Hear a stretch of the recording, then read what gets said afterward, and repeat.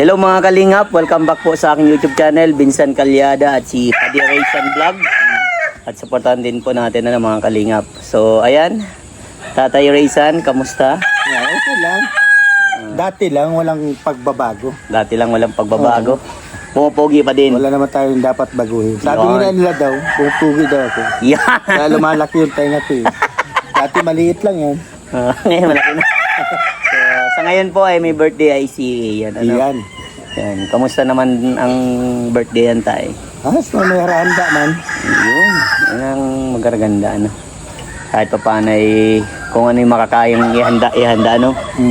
Kala ko ang unang dadalaw ay makakatay tayo. May ano man, secret lang daw yun eh, kay tita. Thank you tita. Wow. Sa blessing na pinapaabot ko sa amin. Anonymous sponsor ano, nagpaano ng panghanda para kay Ian. Ingat ka po dyan palagi. Yun ang mahalaga ano, ang pasasalamat sa mga Hindi na lang ang tanging meron tayo eh, papasalamat, magpapahalaga. Kamusta naman tatay bilang magulang para sa mga anak mong mahusay? So ayun, 'di ba? Si Ate Sally ay sa paano mo ba siya nakilala si Ate Sally? Ay, nakipagkilala sa akin yun. Nakipagkilala.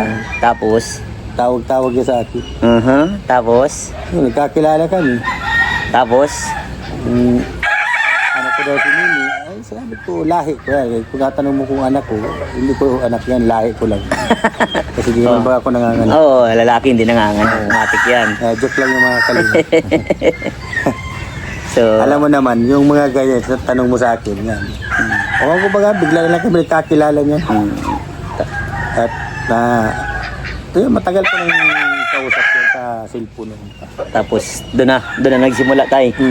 Doon na nagkahulugan ng Kasi loob. ano, yung talaga nagkakilala kami yan, basta bigla na lang niya nag-chat yata sa akin yan noon, nagtawag. Tapos hanggang sa nagtagal, tawag niya sa akin, Paddy, sa channel ko mga Paddy Raysan. Opo. Kaya, tinawag ko siyang Madi. Hanggang si Kapa Paddy, yung Madi ni, ayun, Developan. para nagkamiro ng haba na kwentuhan, ilang taon din. Opo. Siguro mga ilang taon na din yun, mga 2 o 3 yata yun. Tagal na din ay.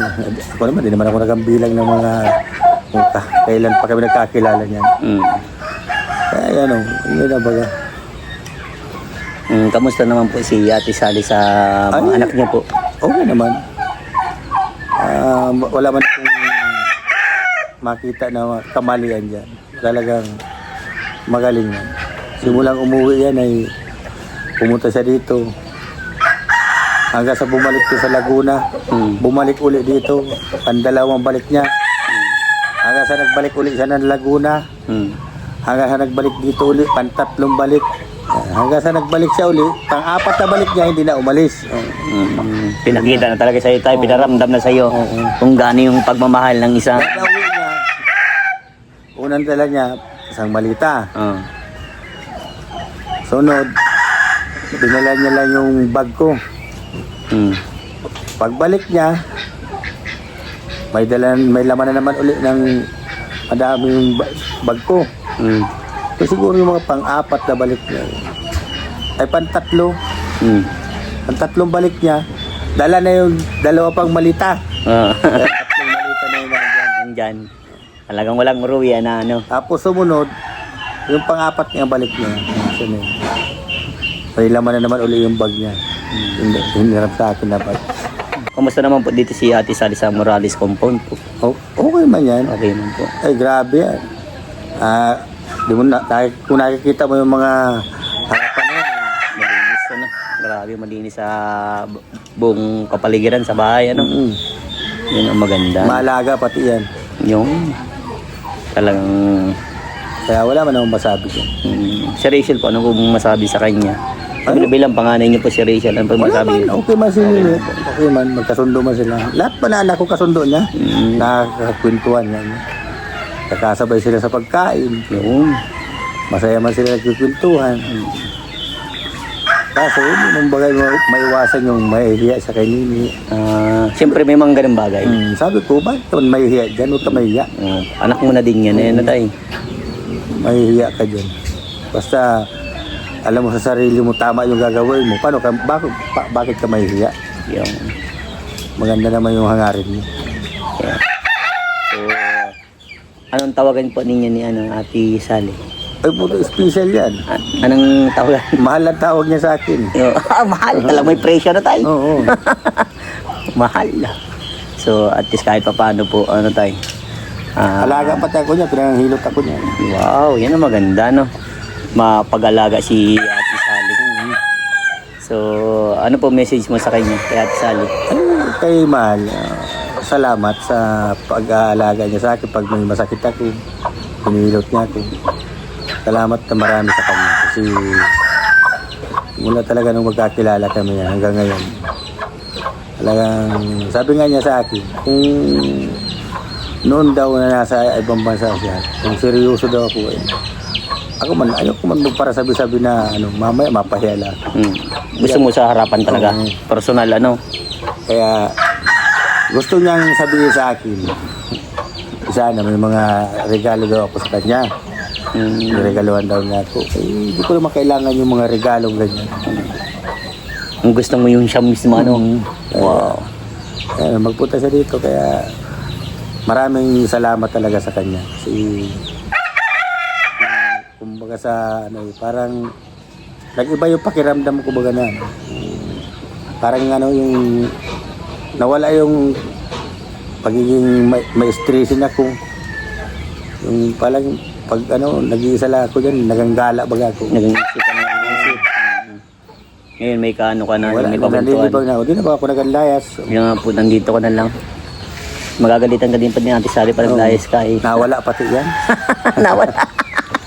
Mabihira. Di pati makatulog na wala ko. Mabihira ka Ate Sally ha. Ay gusto niya. Kumbaga pag nakaganyan Dapat nandiyan ka, nagkakapitan ka niya. Makadukot lang na ganyan. Makakatulog na, pero pag hindi nakakatulog. Malabas yan, hahanapin ako yun dyan sa kubo. Naalam mo, nag-aakgong na pala sa kubo. Tulog-tulog. Kaya, ay medyo sikip pa kami sa higaan. Kaya, palalakihan yung higaan namin. Kaya bilib ako dyan. Alam mo na akong masabi ko. Ay, mayroon pala akong masasabi dyan. Madaldal lang na masyado.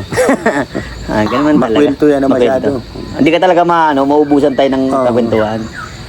Kaya kahit yung mga kalangga natin, yung mga kalingap natin yan, kung napapanood nyo yan, alam naman ninyo kung paano magkwento yan. Talagang bunganga yan. Pasensya na lang ninyo. Marami dyan natutuwa pa naghahagak-hak na yan. Marami natutuwa dyan pa naghahalak-hak na yan. Nakakadali daw ang halak-hak. So, ayan, mga kalingap naikwento na ni Tatay Rizan kung si Ate Sally sa kanyang mga anak at kung gaano kamahal ni Ate Sally ang mga anak ni Tatay Rizan at si Tatay Rizan siyempre. So, ayan tayo. Ngayon po, ano po pinagpupukusan nyo tayo na ninyo ni Ate Sally? Saan po kayo nagpupokus? Ano po pinaglilibangan ninyo? Yan, sa palibot lang. Palibot po. Sa baboy. Yung magdilig-dilig dyan, yung mga tinanim dyan. Yung mga tinanim nila Dudang, ni Mama. Wow. Tapos may tinanim-tanim kaming kamuti doon na 45 days daw yun. Trakang maani nun tayo? Siguro. Panaglaman. Planggana daw alaman. Ay, maganda. So, ayan tayo. At ano po ang masasabi mo, Tatay, kay Rachel? Man, nabalitaan pala ako, kay Rachel about dun sa kanyang, Facebook page. Parang may nangyayaring, nabawas daw.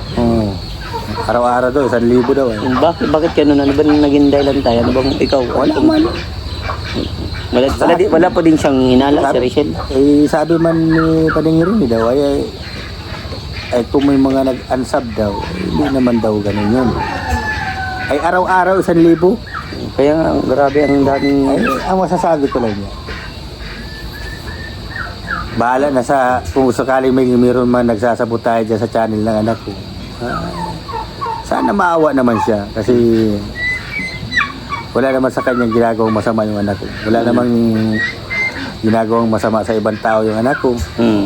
namumuhay naman niya ng maayos na sa sariling sikap niya para mapag-aral niya yung mga kapatid niya kasi yung papa niya nga wala na yung kakayanan na magtrabaho.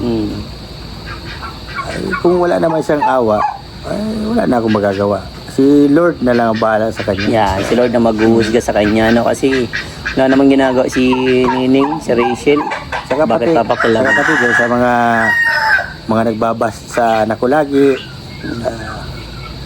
Kung ako, nakikiusap man ako sa inyo, tumigil na kayo kasi kung ayaw nyong mangyari din niya sa inyong ginagawa nyo na yung sinasabi nyo kay Nini na hindi man ginagawa ni Nini na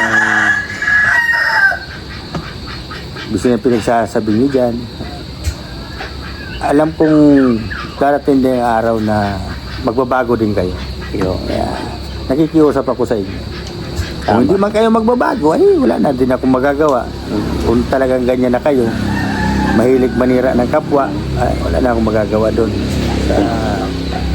Ingat na lang kayo palagi. Yun. Grabe guys, may concern, ano pa din sa inyo si tatay, ano, na grabe pa din malasakit sa Kasi inyo, pangit no? man di ba kayo itong mag-ano ka ng ano mo sa kapwa? Tanim. Sabi nga daw ba kaya, pag binato ka ng bato, patuhin mo na din ang tinapay. Samahan pa ng kape. May palaman pa yan. Yan. Kaya huwag ka ano sa kapwa mo ng masama. Kasi pa nagano ka daw nagtanim ka ng sama ng loob sa kapwa mo.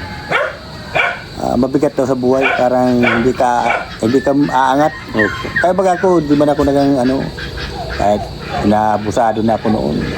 At tinaw man nangyayari dito. Ang ganda, no? Maganda pa. Kinakarakantsawan ako. Ganyan. Baka daw mapabayaan ko yung mga anak ko. Sabi ko, hindi ko yung mapapabayaan. Hanggat may kakainin niya, makain niya. Hanggat may natong ano tayo. Hanggat may natong yan. Yan. Hanggat may anything, Hanggat may anything. may maaani ka dyan. Yan. Yan ang hindi alam ng iba na po. Yan. Kaya po dun sa nagsasabotage kay Rachel, dun sa nangingilam ng kanyang account, sana naman po maging ano naman po kayo. Tingnan nyo po yung si Rachel.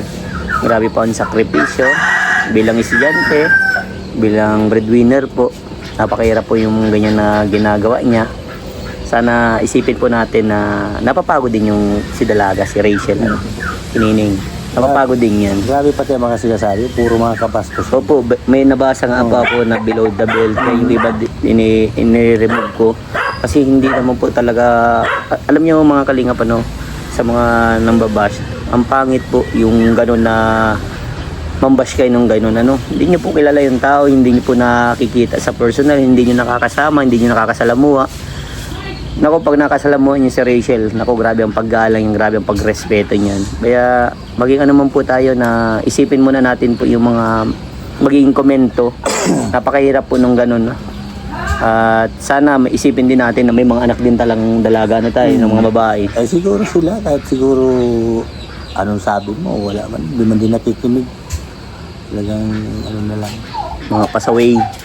Mga pasaway talaga. Kaya inaano ko na lang, ay ko, hayaan mo na lang yan. Basta alam ka kung sarili mo, hindi mo yung ginagawa yung mga pinagsasabi nila. Yun. Alam mo sa pagkatao mo na malinis ka, tunay pa pagkababae mo. Yun. Yung mga pinagsasabi nila yan, wala yan. Yan. Baliwalay mo na sila. Yan ang tama tayo na payo sa ano kung Kung mag-ayaw man kako sa iyo, di tanggapin mo dahil ayaw sa iyo eh. Magagawa din kako dahil ayaw man sa iyo. Kung anong meron ka na matira sa iyo, yun na lang. yun. Yung mga naniniwala na Kasi talaga. pangit yung pipilit ko yung sarili mo na ayaw man nga sa iyo, pipilit ko pa. Yun. Kaya kung anong meron ka natira, yun na lang. Yan ang magandang advice ng isang tatay. Kasi pag nakatapos ka man kako ng pag-aaral mo, makakuha ka ng magandang trabaho. Pwede mong iwanan na yung pag-YouTube mo. Paghanap ka na ng magandang trabaho, maging masaya ka sa trabaho mo pag nakakuha ka na. Kaya pagbutihin mo na lang kako yung pag-aaral mo. Yung, at saka dapat magtapos ano tayo. Tama yan, pagbutihan ng pag-aaral at magtapos. Kasi makikita din nila balang araw na yung mga pinagsasabi nila kako sa iyo, yung pinagsasabi nila, ipakita mo sa kanila na kaya mo, maaabot mo yung gusto mong abutin na Yun. pangarap mo. Yun ang the best. Magaling. Yan ang tatay. Yan talaga ang Yan ang tatay. lagi ko sinasabi talaga sa mga anak ko. Kahit alin dyan, mga anak ko yan. Walang puro bunso dyan, walang panganay, pantay-pantayan. Kahit kay Dodang po ano. Oo, lalo na yung bayaw-bayaw ko, mahal ko yan. Yan! Oh, mabait yan si Dodang. Pag nagka-boyfriend yan, niloko lang yan eh. Ang laka. Bunutan daw. Ayan po si Dodang. Supportan din po natin. So ayan tayo. Ano masasabi mo tayo sa mga supporter po ninyo? Ay, masasabi ko, thank you sa inyong lahat yan, mga kalingap, at mga kalangga, mga kapatid ko dyan. Salamat sa inyo. At sa lagi nyo suporta sa anak ko. At sa buong team ni Langga nyo, ni Team Rachel, salamat. Salamat sa inyo. Kasi kahit anong bus kayo nini, andyan kayo. Alam nyo, sa totoo naman talaga, yung mga sinasabi nila, walang katotohanan. Alam nyo, yung iba naman, sabihin ko na ngayon dito, yung iba naman ay ipinagpipilit nila na wala manangani. Huwag na tayo magpilit. Kasi alam nga na magpakamukmuk pa man yung anak ko. Masira yung pag-aari niya dahil kamumukmuk. Huwag na tayong umasa. Yun. Dahil kung ayaw na sa kanya ng tao, hindi na kailangan pilitin. Gaya na ngayon sabi mo tayo. No? Magsuporta na lang. Huwag na para siraan yung anak ko. Kaya maawa naman kayo. Kung ayaw nyo sa anak ko, huwag nyo na suportahan. Huwag na lang manira. Yun. Yan pinaka-the best. Oo, yan ang pinaka-ano. Kasi wala namang ginagawang masama yung anak ko eh. Makita nyo si Vince na kasama. Nagagalit daw kayo. Sana malugar yung anak ko ay wala namang ginagawang masama yun. Makita nyo lang na ganyan lang yung kamay doon sa unahan ng balikat. Nagkagaralit na naman daw. Sana wag ganyan. Ang bira. Kasi wala namang ginagawang masama yung anak ko. Kasi kung may ginagawang masama niyan, hindi nyo makikita yan sa video. Sino ba naman ang tangang maggawa na Tama. ikasisira niya sa buhay niya? Yun. Kasi yung tao, magkakaibigan sila, nagtutulungan sila. Kahit gabi na rise on wheel sila. Rice on wheel. Oh. Kaya sa akin, kung ayaw niyong suportahan yung anak ko, huwag na lang siraan. Kasi hindi man maganda sa isang tao na gusto nyong pabagsakin talaga. Sabihin na lang ninyo para yung anak ko, pigilan ko nang umalis dyan. Umalis na sa YouTube kung yun ang gusto nyo sabihin. Kahit kami dito, mag-build na lang kami ng asin dito. Hindi yung puro kasisiraan yung mga ginagawa niya. Kaya ako bilang ama, nasasaktan ako dahil ayoko lang. Kaya nga din ako nagambasa ng mga comment kasi yung mga comment naman ay hindi naman walang katotohanan naman. Kaya salamat na lang sa inyo. Kung hindi kayo makikinig din sa sinabi ko, wala akong magagawa. Kasi may mga anak din kayong babae. Isipin na lang nila yan na tayo. May mga anak din kayo. Kaya maiisip na lang ninyo balang araw yan. Kaya salamat na lang at sa suporta nyo, suportang hindi, suportang oo. Kaya salamat sa inyong marami. Grabe, dalawa yan tayo. Dalawa. So ayan mga kalingap, mga kalangga na nagsusuporta kay Rachel at sa mga nagbabash po. Ito na po yung pakiusap ni Tatay Rizan. Sana pakinggan natin at sana maging aware po tayo sa mga komento na i-comment nito sa baba ng vlog na to. At salamat po sa inyo. Suportahan po natin sila Tatay Rizan, si Rachel sa kanilang adikain, sa mga ginagawa nila sa pang-araw-araw. At yun, maraming salamat sa inyo guys at bye-bye po.